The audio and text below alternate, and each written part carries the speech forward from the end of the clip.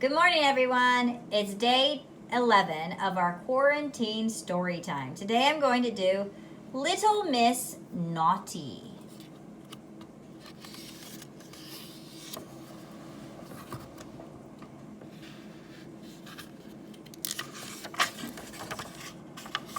Are you ever naughty? Sometimes, I bet. Well, Little Miss Naughty was naughty all the time. She woke up one Sunday morning and looked out of the window. Looks like a nice day, she said to herself. And then she grinned.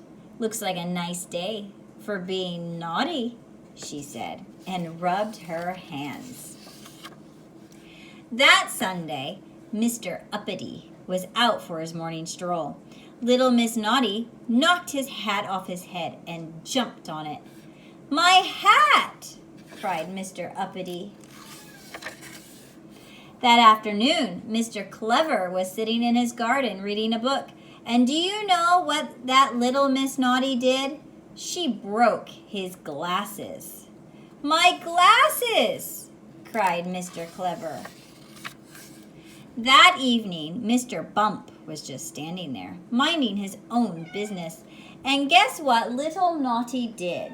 She ran off with his bandages and bandaged up Mr. Small. He cried. It's difficult to say anything when you're bandaged up like that. Mr. Uppity and Mr. Clever and Mr. Bump and Mr. Small were very, very, very, very cross. Very, very, very, very cross indeed. "Oh, what a wonderful Sunday," giggled Little Miss Naughty as she walked along. "And it isn't even bedtime yet." First thing on Monday morning, the Mr. Min had a meeting. "Something has to be done," announced Mr. Uppity, who had managed to straighten out his hat. They all looked at Mr. Clever, who was wearing his spare pair of glasses. "You're the cleverest," they said. "What's to be done about Little Miss Naughty?" Mr. Clever thought. He cleared his throat and spoke. "I have no idea," he said. "I have," piped up Mr. Small. "I know what that naughty little lady needs," he went on, "and I know who can do it," he added. "What?" asked Mr. Uppity. "Who?" asked Mr. Clever. "Aha!" chuckled Mr. Small, and went off to see a friend of his. Somebody who could do impossible things. Somebody who can do impossible things like making himself invisible. I wonder who that could be.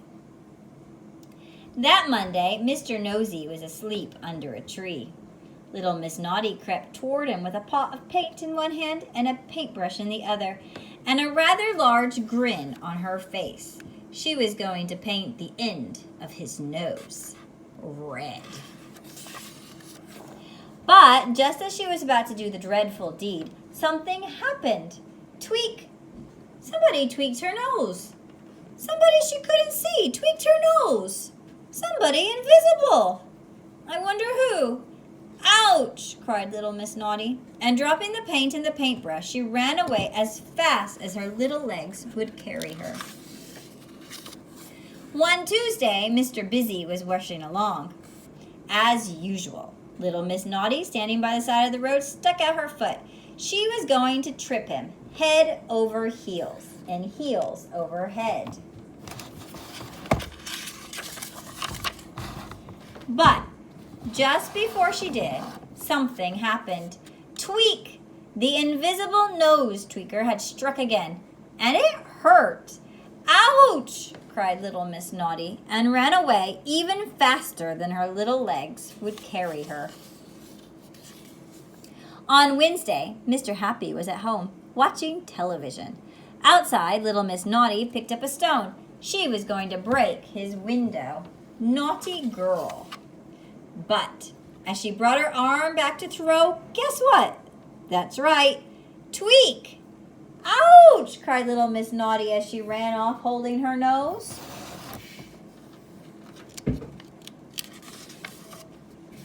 And so it went on. All day Thursday, tweak. All day Friday, tweak, tweak. All day Saturday, tweak, tweak, tweak.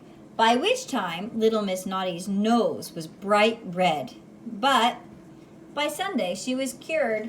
No naughtiest at all, thanks to an invisible nose tweaker.